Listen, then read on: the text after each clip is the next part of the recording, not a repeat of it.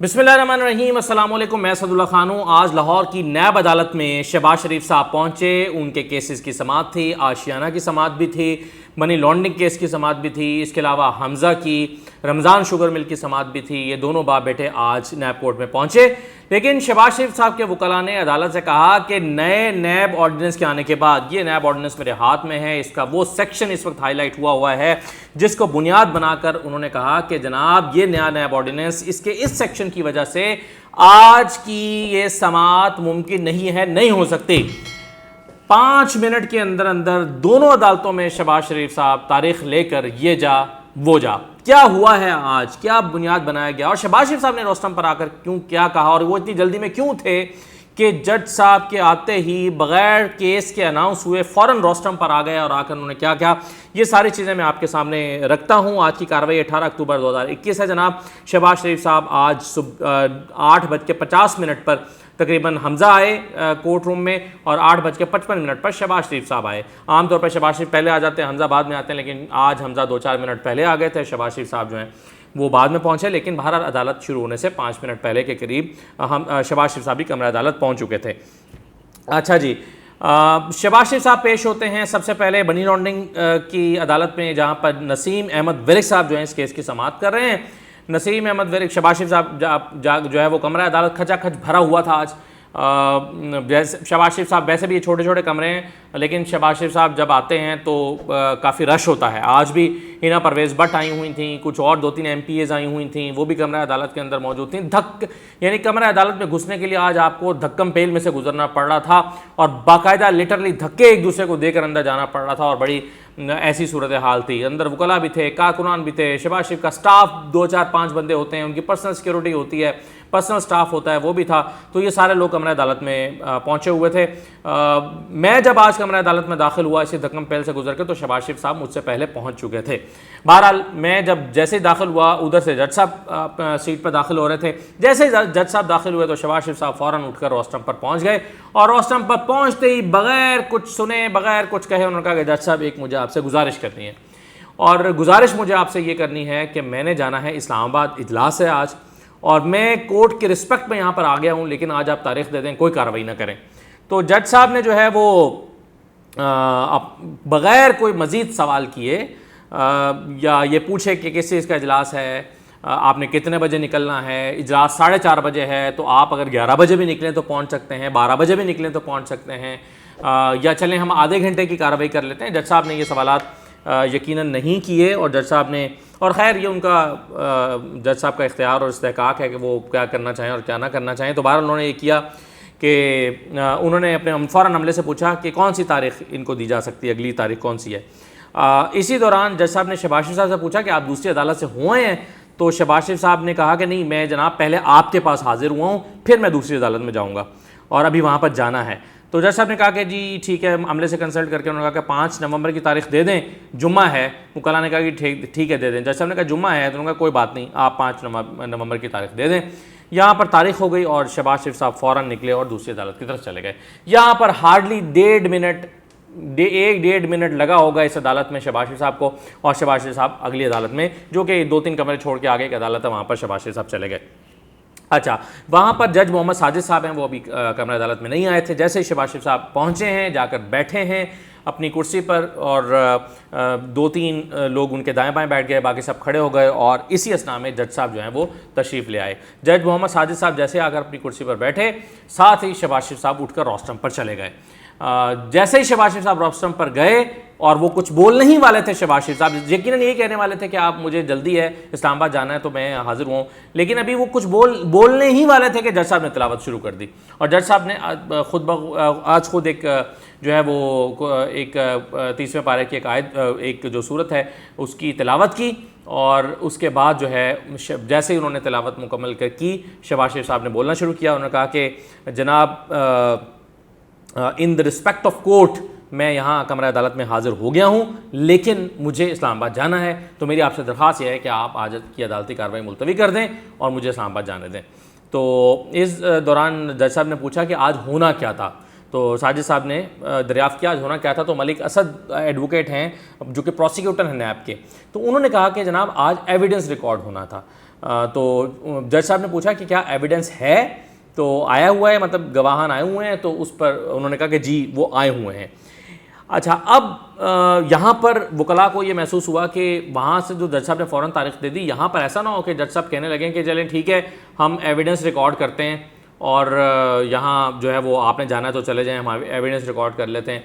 तो फ़ौरन जो नवाज़ एडवोकेट हैं, शहबाज शरीफ साहब के वकील, मैं आपको बता दूं कि आज अमजद परवेज़ साहब नहीं आए हुए थे, और वो क्यों नहीं आए थे वो मैं बाद में बताता हूँ। मैं बाद में उनके एसोसिएट से मैंने पूछा तो उन्होंने क्या जवाब दिया ये मैं आपको बाद में बताता हूँ। लेकिन वो नहीं आए हुए थे तो नवाज़ एडवोकेट जो हैं वो उन्होंने फ़ौरन बोलना शुरू किया। उन्होंने जब भांप लिया कि जज साहब ये भी तो कह सकते हैं कि जी ठीक है शहबाज शरीफ आप इस्लामाबाद जाना चाहते हैं तो चले जाएँ, लेकिन हम एविडेंस रिकॉर्ड करते हैं। तो फौरी तौर पर जो नवाज़ एडवोकेट हैं उन्होंने कहा कि जज साहब ये जो नया नैब ऑर्डिनेंस आया है इसका सेक्शन 9E है जो ये कहता है, और सेक्शन 9E ये मेरे हाथ में है इस वक्त नैब का, ये कानून शहादत के मुतालिक जो नई चीज़ें इस नैब ऑर्डिनेंस में शामिल की हैं, इसका ई सेक्शन में पढ़ देता हूँ। वो कहता है कि जी in trial before the court save as expressly provided otherwise the evidence of all witness and the accused including examination in chief, cross examination and re-examination or any other statement under the code shall be recorded through electronic audio video means। यानी ये तमाम जो examination है including examination chief, cross examination है या re examination है, ये सारा कुछ ऑडियो वीडियो मीन्स के through, electronic audio video means के थ्रू रिकॉर्ड किया जाएगा, और any other modern device whether where after the recording shall be. अच्छा मैं आपको ये बता दूं कि उन्होंने कहा कि जी इसका हवाला देकर ये भी कहा, उन्होंने कहा चूंकि इसमें शेल का लफ्ज़ इस्तेमाल किया गया है तो इसका मतलब है कि ये लाजमी करना है, यानी ये मैंडेटरी है। तो नवाज़ एडवोकेट साहब ने कहा कि नए नैब के ऑर्डिनेंस आने के बाद चूंकि जो भी एविडेंस रिकॉर्ड होना है वो audio video, electronic audio video means के थ्रू ही होना है, और इसके लिए नैब के इस ऑर्डिनेंस में शेल का लफ्ज़ इस्तेमाल किया गया है। तो इसलिए चूंकि इस अदालत के पास ऑडियो वीडियो रिकॉर्ड करने की सहूलत दस्तयाब नहीं है, तो जब तक ये सहूलत मुयस्सर ना हो एविडेंस रिकॉर्ड नहीं हो सकता। और आज चूंकि ये सहूलत मौजूद नहीं है तो आज ये कार्रवाई भी नहीं हो सकती, आज की समाअत नहीं हो सकती। तो ये उन्होंने कहा। तो ये सुनने के बाद जज साहब ने पूछा कि मीडिया रिपोर्ट्स जो हैं वो सामने आ रही हैं कि शायद इसमें दोबारा कोई अमेंडमेंट आ रही है। ये उन्होंने मीडिया के लोग इस लेफ्ट साइड पर खड़े थे उनकी तरफ भी देखा, तो उस पर ख़ुद ही उनके एक और एसोसिएट हैं अमजद परवेज़ साहब के, उन्होंने कहा कि जी हाँ मीडिया में के बारे में सुन तो रहे हैं लेकिन अभी कोई चीज़ कंफर्म नहीं है। तो इस पर जज साहब ने कहा कि चले हम तारीख़ दे देते हैं और जो है वो फिर हम अगली दफ़ा देखेंगे कि वहाँ पर क्या इसमें क्या डेवलपमेंट होती है और क्या इसमें कोई अमेंडमेंट आती है या नहीं आती। अगर आ जाती है तो उसके मुताबिक फिर हम एविडेंस को रिकॉर्ड करेंगे। फिर उन्होंने जज साहब ने पूछा कि अच्छा तारीख़ देने का मामला आया तो वहाँ आपको क्या तारीख़ मिली है, तो उन्होंने कहा जी वहाँ 5 तारीख़ मिली है, 5 नवंबर। तो जज साहब ने कहा कि चलें ठीक है हम भी आपको 5 तारीख़ दे देते हैं। जज साहब ने 5 तारीख़ दे दी। अच्छा यहाँ पर एक पॉइंट मैं आपको हाईलाइट करना ज़रूरी समझता हूँ कि यहाँ प्रोसिक्यूशन का हमेशा ये दलील रही है अदालत के रूबरू कि चूंकि यहाँ पे भी एविडेंस रिकॉर्ड हो रहा है यानी मनी लॉन्ड्रिंग के केस में भी, और दूसरे जज साहब के पास ये जो दूसरा केस चल रहा है आशियाना का, यहाँ पर भी अभी एविडेंस रिकॉर्ड होना है। तो चूंकि दोनों जगह पे एविडेंस होने हैं तो शहबाज शरीफ यहाँ करेंगे या वहाँ करेंगे, और अमजद परवेज़ साहब दोनों जगह पे वकील हैं तो अमजद परवेज़ साहब यहाँ करेंगे या वहाँ करेंगे, एक दिन में एक ही जगह हो सकता है, तो आप सेम तारीख ना दें।